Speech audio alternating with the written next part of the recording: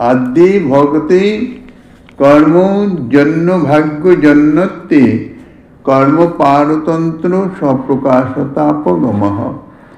দ্বিতীয় ভাগ্যস্যান নির্বাচ্যতে নাজ্ঞে অত্যাদসিদ্ধে কথং হেতুত্বম ভগবৎ কৃপৈব হেতুরুক্তোক্তি তস্যাপি হেতাবন্নিষ্যমানে অনবস্থা তৎকৃপয়া নিরুপাধিকায়া হেতুত্বে তস্যা অসার্বত্রিকত্বেন তস্মিন ভগবতি বৈষম্যং প্রসজ্জেত। দুষ্ট নিগ্রহেণ স্বভক্ত পালনরূপস্তু বৈষম্যং তত্র ন দূষণাবহং প্রত্যুত ভূষণাবহমেব। ভক্ত বাৎসল্য গুণস্য সর্বচক্রবর্তীত্বেন সর্বপদকত্বেন পরিষিতাদষ্টম্যামৃতবিষ্টৌ ব্যাখ্যাস্যমানত্বাৎ।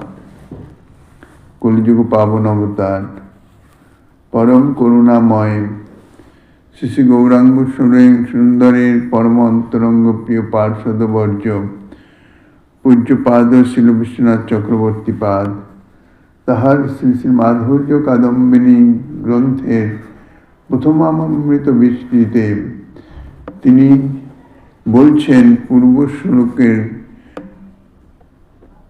যদিচ্ছা শব্দটিকে নিয়ে বলছেন কেহ কেউ যদিচ্ছা শব্দের কোনো ভাগ্যক্রমে এইরূপ ব্যাখ্যা করে থাকেন। এইরূপ ব্যাখ্যায় ভাগ্য বলতে কি শুভকর্মজাত ভাগ্য, না শুভকর্মের অভাবজনিত ভাগ্য, ইহার কোনটি বুঝতে হবে। যদি শুভকর্মজন্য ভাগ্য বলা হয় তাহলে ভক্তি শুভকর্মের অধীন এইরূপই বুঝায় এবং তাহাতে ভক্তি যে স্বপ্রকাশত্ব সেই স্বপ্রকাশতার হানি ঘটে। দ্বিতীয়ত ওই ভাগ্যকে যদি শুভকর্মের অভাব জন্য বলা হয় তবে ভাগ্যের অনিশ্চয়তা হেতু উহা অজ্ঞেয় হয়ে পড়ে। ভাগ্য উদয়ের কারণ অজ্ঞাত হওয়ায় উহা অসিদ্ধ হয়ে যায়। যাহা নিজেই অসিদ্ধ তাহা আবার অন্যের কারণ কি রূপে হবে। আর যদি ভগবত কৃপাকেই যদি ওই যদিচ্ছার কারণ বলে নির্দেশ করা যায় তবে ওই কৃপার আবার হেতু অন্বেষণের প্রবৃত্তি হয়। ভগবত কৃপা কেন হবেন, কি জন্য হবেন, কিসের অপেক্ষায় হবেন, উত্তরোত্তর কারণ অনুসন্ধানের ফলে উহা দ্বারা কোনো হেতুরই স্থিতি না হয়, উহাতে অনবস্থা দোষ ঘটে যায়।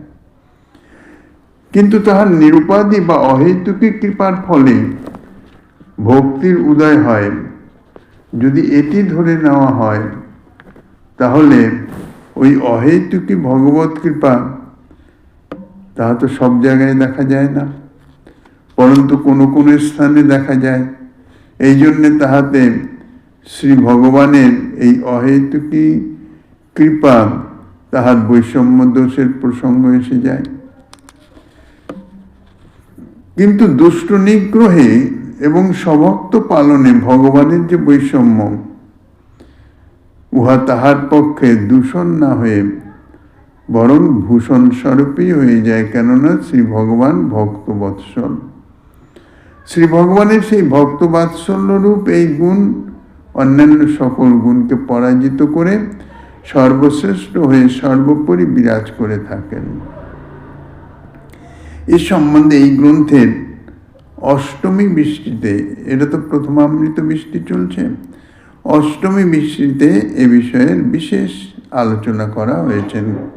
চক্রবর্তীবাদ বিশেষ আলোচনা করেছেন। তো শিল গ্রন্থকার মহোদয় শ্রীমদ্ ভাগবতের যে বিভিন্ন স্থানে যদিচ্ছয়া কথাটি উল্লেখ করেছেন, সেই যদিচ্ছয়া শব্দের ইতিপূর্বের শ্লোকে স্বেচ্ছায় এই প্রকার ব্যাখ্যা করেছেন। যদিচ্ছয়ৈবপচিতা, অর্থাৎ যদিচ্ছয়া ভক্ত লব্ধ হয়, ভক্তি লব্ধ হয়। অর্থাৎ যদিচ্ছয়া শব্দের অর্থ স্বেচ্ছায় জানতে হবে। আর অভিধানেও যদিচ্ছা শব্দের স্বেচ্ছায় বা শত এইরূপ অর্থই দেখা যায়। পূর্ব শ্লোকের ইহাই বলেছেন। এই যদিচ্ছয় মত কথাদৌ শ্রীমদ্ ভগবানের যে কথা, এই শ্লোকের যদিচ্ছয় শব্দের ব্যাখ্যায় শ্রীধর স্বামীপাদ তিনি লিখেছেন যদিচ্ছয়া কেনাপি ভাগ্যোদয়েন। যদিচ্ছয়া বলতে কোনো এক বিশেষ ভাগ্যের উদয়ে। এখন এই যে অর্থ করেছেন শ্রীধর স্বামীপাদ, ইহাতে এই যে কেনাপি ভাগ্যোদয়নে, কোনো ভাগ্য উদয়ে, এই কোনো ভাগ্য সেটি কীরকম ভাগ্য, এই প্রশ্ন এসে উপস্থিত হয়। শুভকর্মজনিত ভাগ্য কিংবা শ্রী ভগবানের কৃপাজনিত ভাগ্য। এই ভক্তি প্রাপ্তিতে যদিচ্ছয়া মত কথাদৌ শ্রদ্ধায় জাত, অর্থাৎ যদিচ্ছয়া আমার কথাতে শ্রদ্ধা জাত হয়।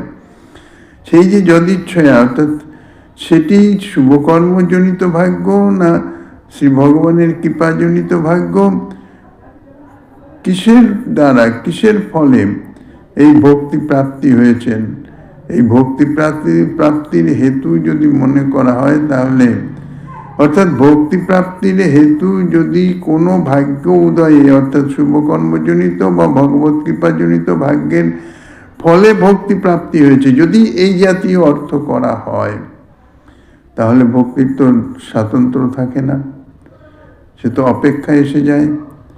সেই যে ভক্তির অপেক্ষা স্বাতন্ত্র্য বা স্বপ্রকাশতা ধর্মের, অর্থাৎ ভক্তি ইতিপূর্বে বলা হয়েছে অপ্রাকৃত চিন্ময় স্বপ্রকাশ তত্ত্ব।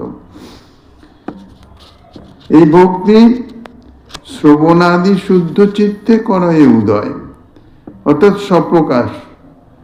কিন্তু যদি কেনাপি ভাগ্যোদয়নে এটি যদি মানতে হয়, তাহলে তো স্বপ্রকাশতা ধর্মের হানি হয়। এই জন্য শিলগ্রন্থকার কেনাপি ভাগ্যোদয়নে এই টিকার ওই প্রকার ব্যাখ্যা নিরসন করে এর প্রকৃত অর্থ, অর্থাৎ কোনো ভাগ্য, কোনো ভাগ্য বলতে যাদিচ্ছ্রিক মহৎসঙ্গ বা মহৎ কৃপাজনিত ভাগ্য, ইহাই নিরূপণ করিতেছেন। মহৎ সঙ্গের ফলে বা মহৎ কৃপাজনিত, যেটা স্বতঃস্ফূর্ত স্বাভাবিক ভাবে। এই যদিচ্ছা শব্দের যদি কোনো ভাগ্য বলে ব্যাখ্যা করা যায়, তাহলেও প্রশ্ন এসে উপস্থিত হয়, এই যে ভাগ্য, কোনো ভাগ্য, ভাগ্যটি প্রকৃতপক্ষে কর্মের ফলটাই ভাগ্যরূপে নিরূপিত হয়ে থাকে। কোনো কর্ম করলে তার যে ফলটা, সেটাকে আমরা ভাগ্য বলি। অর্থাৎ সেই যে ফলটা, যখন সেই কর্মফল ফলিত হয়, তখন ভাগ্যে আছে বা ভাগ্যে নাই এই জাতীয়, অর্থাৎ ভাগ্যটি কর্মফলকেই ভাগ্য বলে আমরা নিরূপণ করে থাকি। তাহলে কোনো ভাগ্য যদি বলা হয়, তাহলে প্রশ্ন ওই ভাগ্য কিসের দ্বারা জাত, মানে কোন কর্মের থেকে ওই ভাগ্যটি এসছেন। শুভকর্ম করলে এক প্রকার ভাগ্য সঞ্চয় হয়। যদি সেই শুভকর্মজনিত ভাগ্য স্বীকার করা যায় যে এটি শুভকর্মজনিত ভাগ্য, তবে ভক্তি মহারানী তো শুভকর্মের অধীন হয়ে যাচ্ছেন। শুভকর্মরূপ ভাগ্য হলে তবেই ভক্তি মহারানীর প্রকাশ হবে, ভক্তি মহারানীকে প্রাপ্ত হওয়া যাবে। তাহলে অপেক্ষা এসে যাচ্ছে, স্বতন্ত্রতা স্বপ্রকাশতা আর থাকছে না। তাহলে ভক্তির এই যে কর্মপারতন্ত্র দোষ ঘটে যাচ্ছে, শুভ কর্মের অধীন হয়ে যাচ্ছেন ভক্তি, এবং তাহার স্বপ্রকাশতার হানি হয়ে যাচ্ছে। ভক্তি যে শ্রী ভগবানের ওই ন্যায় সচ্চিদানন্দময়ী স্বরূপ শক্তির বৃত্তি এবং স্বপ্রকাশ, শ্রুতি স্মৃতি সমস্ত শাস্ত্রে তাহাই বলেছেন। ভক্তি মহারানী শ্রী ভগবানের স্বরূপ শক্তির বৃত্তি, আর শ্রী ভগবানের ন্যায় শ্রী ভগবানের স্বরূপ শক্তি সচ্চিদানন্দময় স্বপ্রকাশ তত্ত্ব, কোনো কিছুর অধীন নহেন। তা শ্রুতি স্মৃতির এই যে বাণী সব নিরর্থক হয়ে যায়, ভক্তি শুভকর্মের অধীন হয়ে যাচ্ছেন। দ্বিতীয়ত, যদি ওই ভাগ্যকে শুভকর্মের অভাব জন্য বলা হয়, তাহলে সেই ভাগ্য উদয়ের কারণটি সকলের অজ্ঞাত থাকায় সেই ভাগ্যটি অসিদ্ধ হয়ে যায়। যদি বলা হয় যে না, এই ভাগ্য যে কোনরূপ ভাগ্য, কেনাপি ভাগ্য দয় নয়, কোনরূপ ভাগ্যটি কোনো শুভকর্মের নয়, তাহলে শুভকর্মের যদি না হয় তাহলে কিসের থেকে ভাগ্যটি প্রাপ্ত হলো? এই প্রশ্ন এসে উপস্থিত হচ্ছে। শুভকর্ম যদি নাই হয় তাহলে এর কারণটা কি?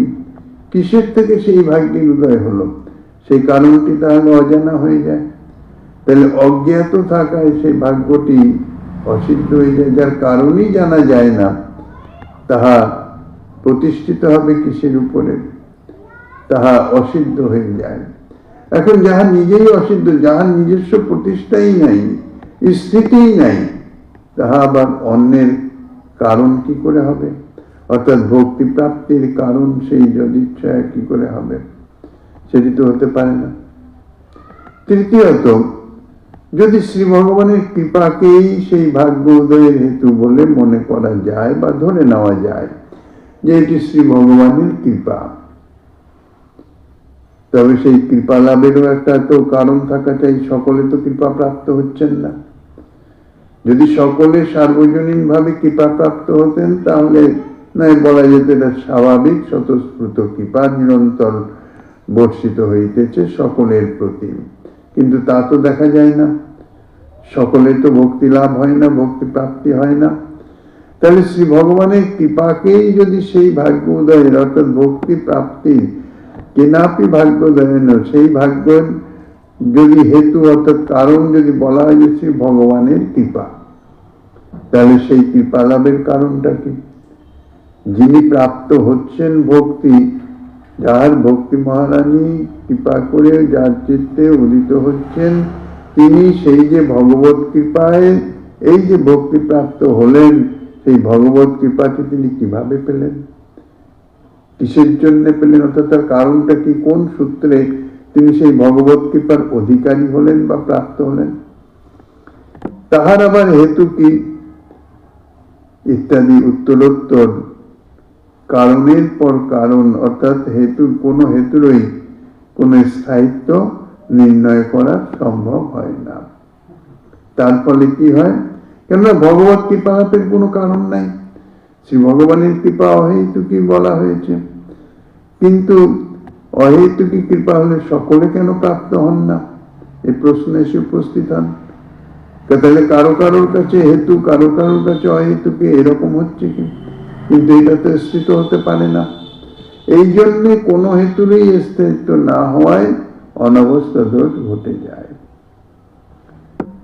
চতুর্থত, শ্রী ভগবানের নির্হেতু কৃপাকেই অর্থাৎ কোনো কারণ নাই, কারণহীন কৃপা শ্রী ভগবানের, যেটাকে বলা হয় এক কথায় অহেতুকী, কোনো কারণ নাই, সেই কৃপাকেই যদি সেই ভাগ্যোদয়ের অর্থাৎ ভক্তি প্রাপ্তির কারণ হিসাবে যদি বলা যায় বা ধরা যায় যে শ্রী ভগবত কৃপা এবং ভগবানের নির্হেতু কৃপা, কোনো কারণ শূন্য কৃপা, তাহলে সেই নির্হেতু কৃপা ক্রমে সকল জীবেরই ভক্তি লাভের ভাগ্যটি প্রাপ্ত হওয়া উচিত, যাহা ইতিপূর্বে ধরা হয়েছে। সকলেই ভক্তি লাভ করা উচিত সকলের, কেন শ্রী ভগবানের তো নির্হেতু কৃপা। যদি বাড়ি বর্ষিত হতে থাকে তাহলে তো সর্বত্রই বর্ষিত হতে থাকে। সেখানে তো বাড়ি কোনো একটি বিশেষ অট্টালিকাকে বাদ দিয়ে বা কোনো বিশেষ স্থানকে বাদ দিয়ে বা কোনো বিশেষ স্থানে তো বাড়ি বর্ষিত হয় না। কেননা বাড়ি বর্ষণের কোনো সেই জাতীয় কোনো কারণ নাই।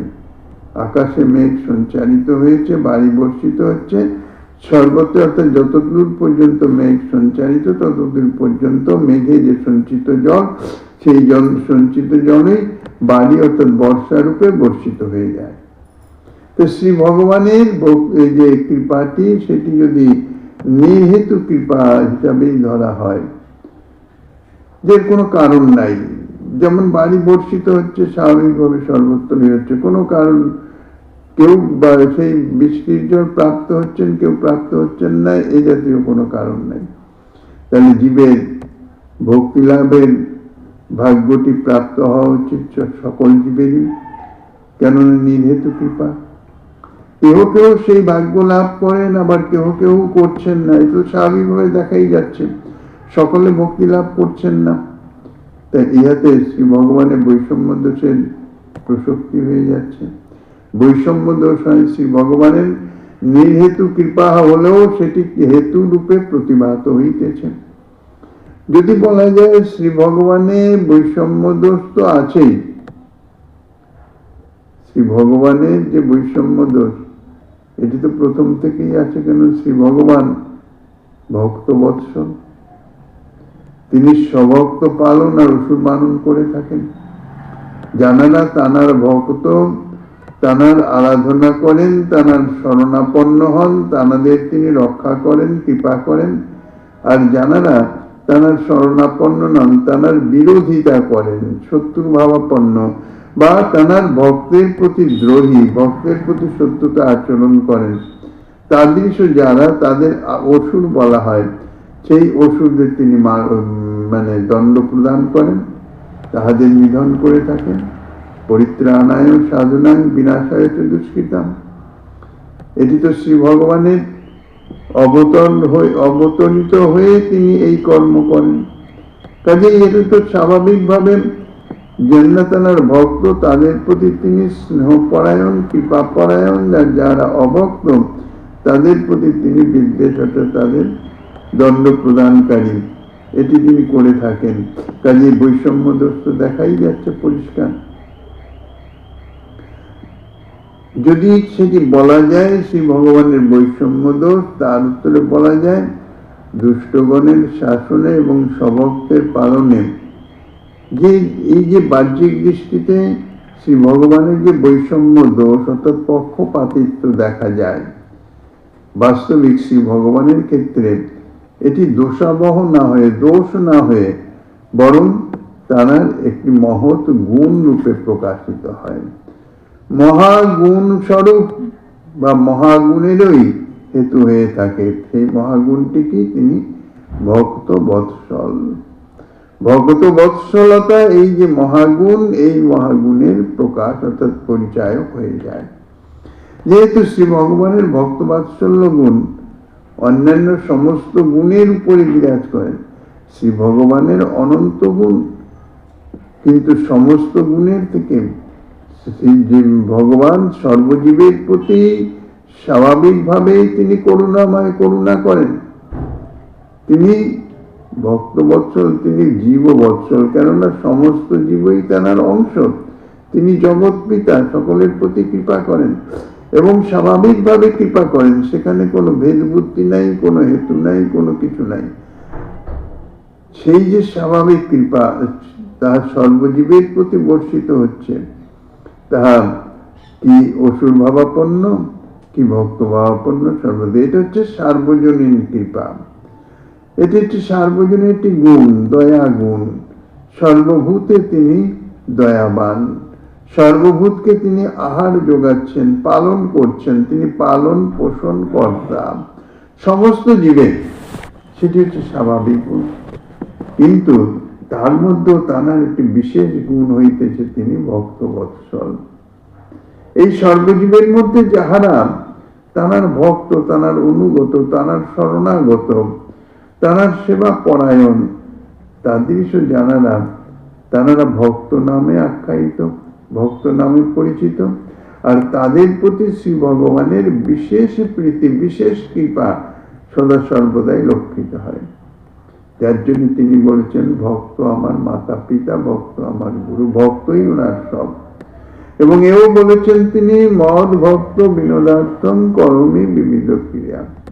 শ্রী ভগবান তিনি আত্মরাম, আত্মাকাম, তার কোনো কর্ম নাই, তিনি কিছু করেনও না, করার প্রয়োজনও নাই। তিনি লীলাময়, লীলাতেই লীলা রসই আস্বাদন করে থাকেন। কিন্তু সত্ত্বেও, সমস্ত কিছু থাকা সত্ত্বেও, সমস্ত কিছু সম্পর্কে নিরপেক্ষ হওয়া সত্ত্বেও তিনি বলছেন যে আমার ভক্তের আনন্দ প্রদানের নিমিত্তই আমি যা কিছু করে থাকি। মদভক্তানাং বিনোদার্থম করমি বিবিধ ক্রিয়া।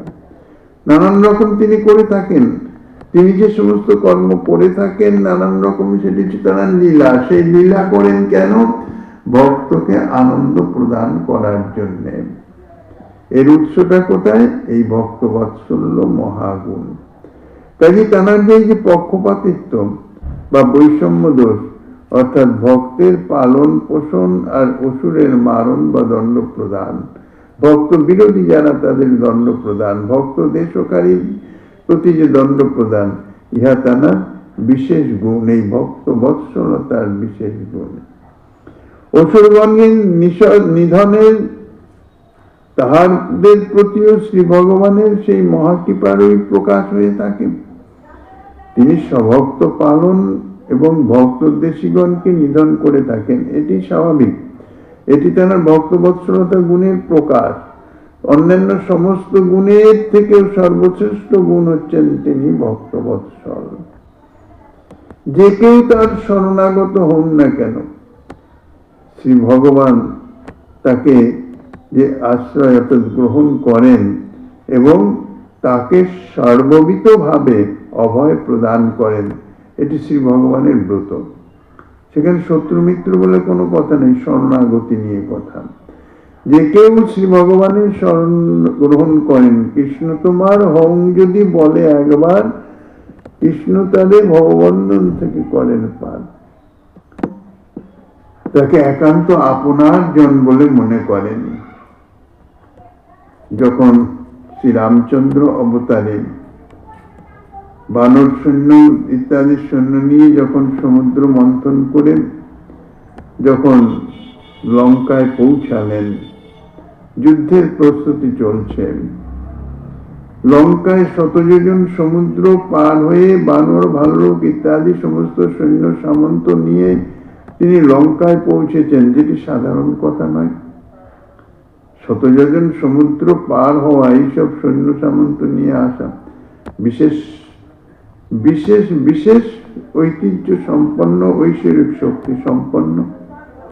বিভীষণ রাবণকে অর্থাৎ অগ্রজ রাজা রাবণকে এ সম্বন্ধে অবহিত করে সীতামাতাকে প্রত্যাবর্তন করে শ্রীরামের শরণাপন্ন হওয়ার জন্য বলেছিলেন। বিভীষণ সদা সর্বদাই সৎ উপদেশ দিয়েছেন, কিন্তু সেটি গৃহীত হয় নাই। বিভীষণকে ভর্ৎসনা করেছেন, কিন্তু ভরা রাজসভায় যখন বিভীষণ এই কথা বলেছেন, তখন রামচন্দ্র ক্রোধান্বিত হয়ে বিভীষণকে পরাঘাত করে বিতাড়িত করে দিলেন। কেননা এখন যুদ্ধের সময় শত্রুপক্ষীয় যদি কেউ থাকে নিজের জন, তাহলে তাহাতে ভালোর থেকে হানি বেশি হবে। এই জন্য বিভীষণকে রাবণ তিনি বিতাড়িত করে দিলেন, অর্থাৎ দেশত্যাগ করতে বললেন। বলে এই লঙ্কায় তুমি থাকতে পারবে না। ভরা সভাতে পদাঘাত করে অপমান করে দিলেন। কার স্মরণে যাবেন? রাবণ যেখানেই বিভীষণ যাবে, তাকে বিভীষণের প্রতি এমনই বিদ্বেষ ভাব হয়ে গেছে, তাকে সেখান থেকেই খুঁজে বের করে তাকে নিধন করবে।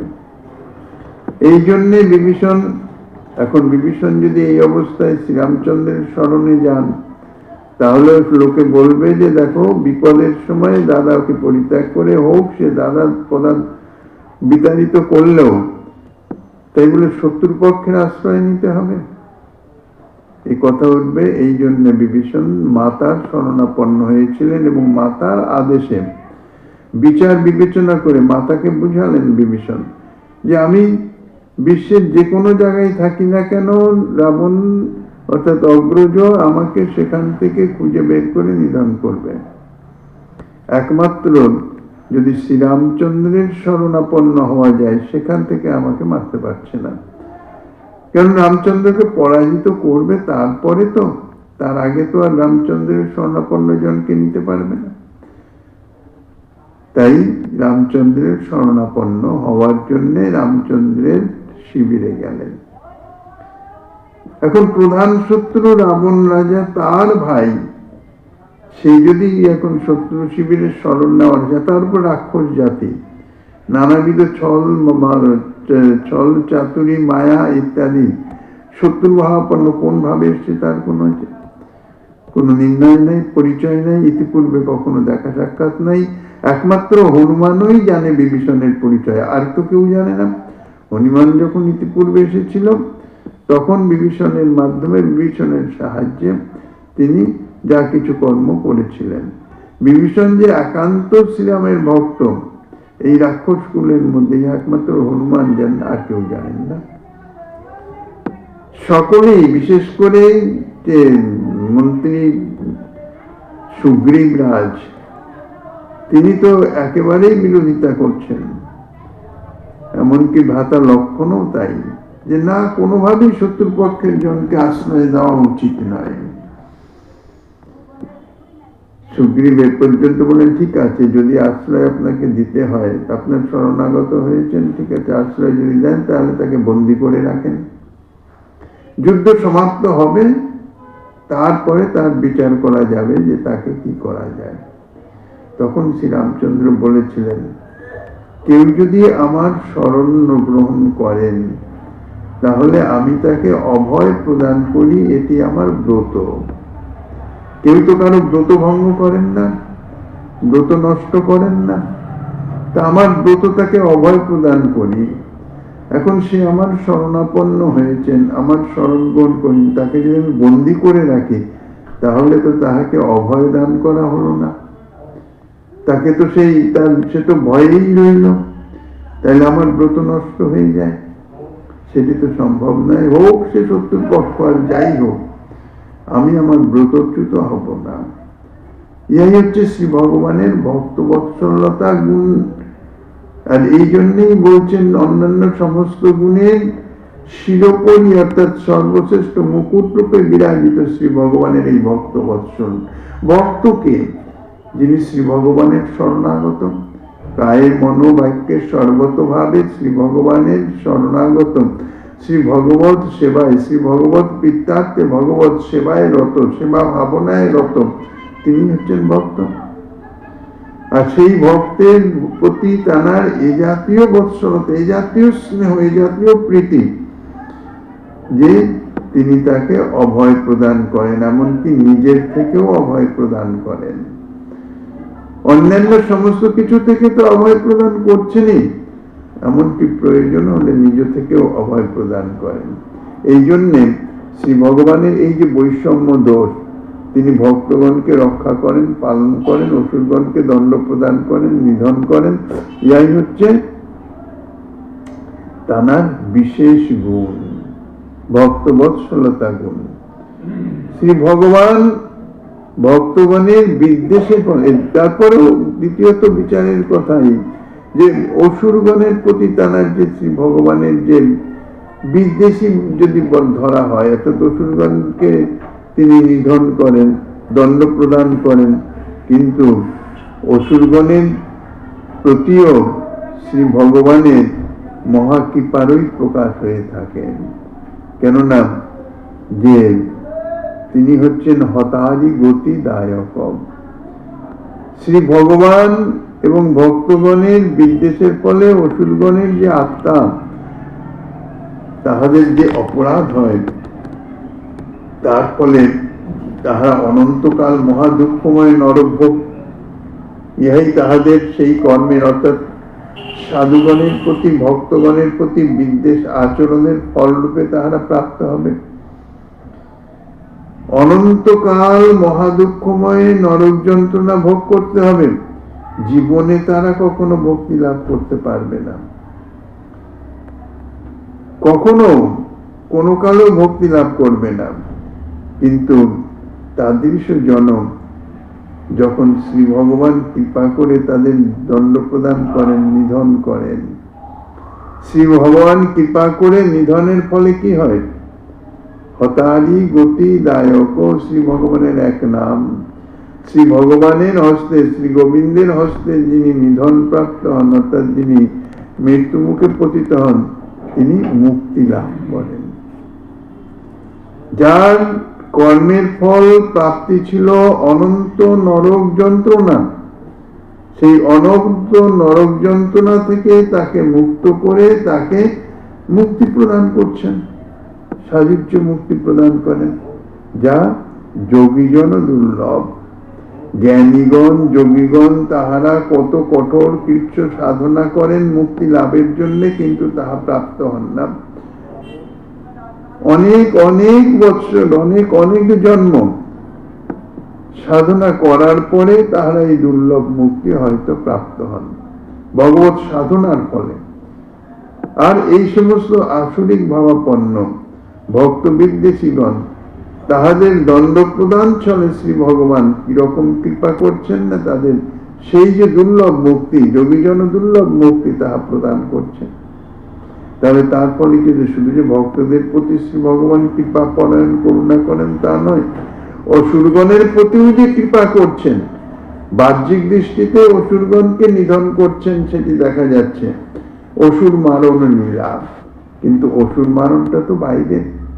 প্রকৃতপক্ষে তাদের প্রতি কৃপা করছেন, তাদের সেই যোগীজন দুর্লভ যে মুক্তি, সেই মুক্তি প্রদান করছেন, যাহা তাহারা কস্মিন কালো প্রাপ্তির যোগ্য নন, প্রাপ্ত হতে পারতেন না।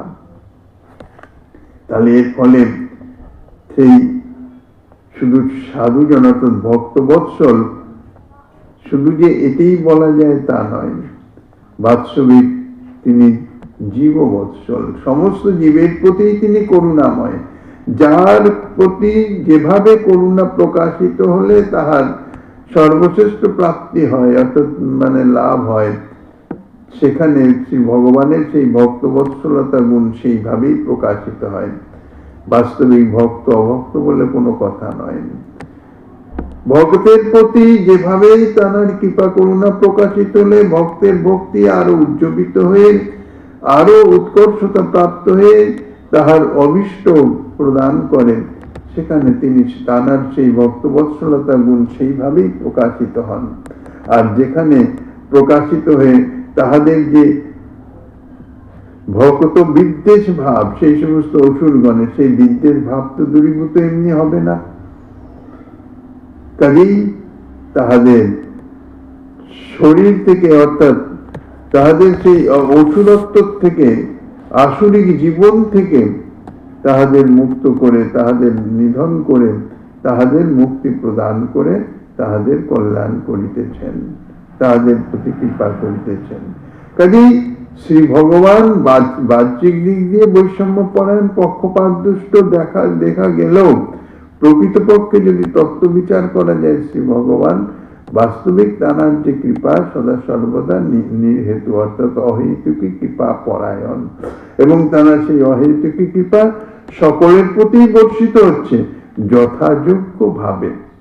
যার প্রতি যেভাবে বর্ষিত হলে তাহার পরম মঙ্গল হবে, কল্যাণ হবে, তার নিকটে সেইভাবেই বর্ষিত হচ্ছে। সুতরাং শ্রী ভগবান কৃপা করে নিধনের ছলে তাহাদের যোগীজন দুর্লভ মুক্তি দান করে তাদের প্রতিও অশেষ করুণাই প্রকাশ করে থাকেন। এই জন্য ভক্তির উদয়ে প্রাক্তন ভাগ্যাদির কোনো অপেক্ষা না থাকায়, অর্থাৎ পূর্ব জন্মের কোনো কর্ম, কোনো শুভ কর্ম বা সৎকর্ম বা কোনো ভাগ্য, কেনাপি ভাগ্যদয়ন বলা হয়েছে তো যদিচ্ছা, সেটির বাস্তবিক কোনো অস্তিত্ব নাই, কোনো অপেক্ষা নাই। কাজে প্রাক্তন ভাগ্যাদির কোনো অপেক্ষা না থাকায় এবং একমাত্র ভক্তির হেতু হওয়ায় ভক্তির স্বপ্রকাশত্ব তাহার সিদ্ধ রইল। অর্থাৎ ভক্তির হেতু, ভক্তি প্রকাশের কারণ ভক্তি স্বয়ং, কেননা তিনি স্বপ্রকাশ। তিনি কৃপা করে যদি প্রকাশিত হন তাহলেই প্রকাশিত হচ্ছেন। তাহলে এই যে মহৎ কৃপা, এই যে কেনাপি ভাগ্যদয়নে, এই কেনাপি ভাগ্যদয়নের কথা বলছেন যে ভগবত কৃপা নয়, এটি মহৎ কৃপা। মহৎ কৃপার ফলে কোনোভাবে যদিচ্ছায় মহতের কোনো সাক্ষাৎ দর্শন বা কোনো সঙ্গ বা মহতের কোনো কৃপা দৃষ্টি, তাহার ফলে তাহার যে চিত্তের যে ভক্তি মহারানী তিনি স্বপ্রকাশ, ইহা সত্য। তাঁর প্রকাশের বা তাঁর আবির্ভাবের অন্য কোনো কারণ নাই, কোনো হেতু নাই, কোনো অপেক্ষা নাই, তাহাও সত্য। কিন্তু একটি যোগ্যতার অপেক্ষা রয়েছে, কেননা প্রাকৃত মন বুদ্ধি চিত্তে অপ্রাকৃত ভক্তি মহারানী তিনি তো আবির্ভূত হতে পারেন না। অপ্রাকৃত বস্তু নহে প্রাকৃত গোচর।